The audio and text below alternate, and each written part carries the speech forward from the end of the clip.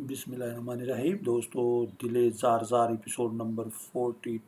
Teacher जो कि कल नशर की जाएगी, तो उसके बारे में रिव्यू हम पेश करते हुए हमारे चैनल का नाम है जनाब रोशन स्टूडियो के नाम से। आपने अभी तक अगर उसको सब्सक्राइब नहीं किया तो वो काइंडली कर दीजिएगा, ताकि हमारा रिव्यू और अच्छी अच्छी जो हम लेके आते हैं शॉर्ट स्टोरी, शॉर्ट मूवी के नाम से, तो वो भी सब कम उस किस्म की स्टोरी होती है, वो आप उसको लाइक करते हैं, उसके लिए थैंक यू वेरी मच। तो आज हम जनाब बता रहे हैं आपको कि तजुर्बा बहुत ही परेशानी के आलम में, और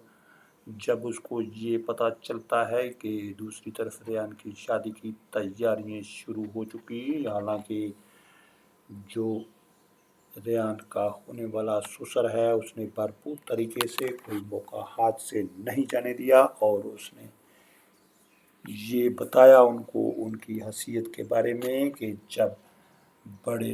लोगों में बैठते हैं अपने स्टेटस से अबव देखने की कोशिश की जाती है, तब क्या क्या मसाइल दरपेश आते हैं। तो वो किसी ने खूब कहा था कि जब अपने से बड़े स्टेटस वालों के साथ रिश्तेदारी जोड़ी जाती है तो फिर उनकी हाँ में हाँ मिलाना पड़ती है। कोई बात हंसने वाली है या नहीं, उधर वो हंसते हैं तो आपको उनका साथ देना पड़ता है, हाँ हाँ करके हंसना पड़ता है। और जब कोई टी ब्रेक चाय का अरेंज करना हो तो हज़ारों खर्च हो जाते हैं, जबकि उसके मुकाबले में अगर आप अपने जाने पहचाने रिश्तेदारों में शादी करते हैं तो फिर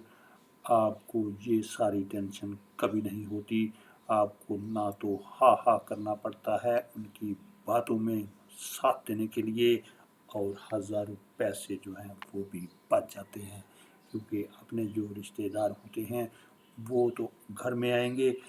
और जैसे तैसे बैठ गए, जो कुछ पका हुआ उसी के ऊपर कनात करके, और आपके साथ वही खाना खा लेंगे और उसके साथ वो फ़ख्र भी महसूस करेंगे। तो ये एक बड़े पते की बात होती है, जिसको हम लोग बाद में जब वक़्त गुज़र जाता है तब उसकी समझ आती है। तो वो कहते हैं कि अगर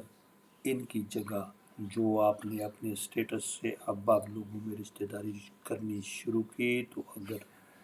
इनकी जगह अपने रिश्तेदार होते तो आपका हाँ हाँ भी बचता और आपके पैसे भी बच जाते। तो दोस्तों, हम आपको बता रहे हैं कि तजुर्बा जो है वो नहायत ही परेशानी के आलम में ये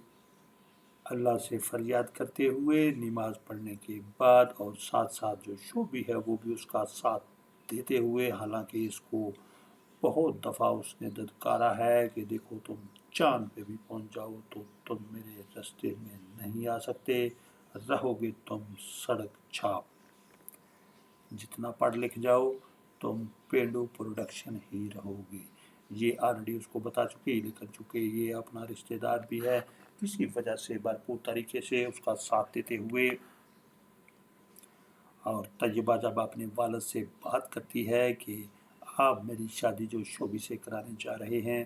तो मैं ऐसा हरगिज़ सोच भी नहीं सकती। उसकी वजह यह है कि मैं रेहान के अलावा किसी और से शादी नहीं कर सकती, लेकिन उसका वालिद उसको कह रहा है कि इस किस्म की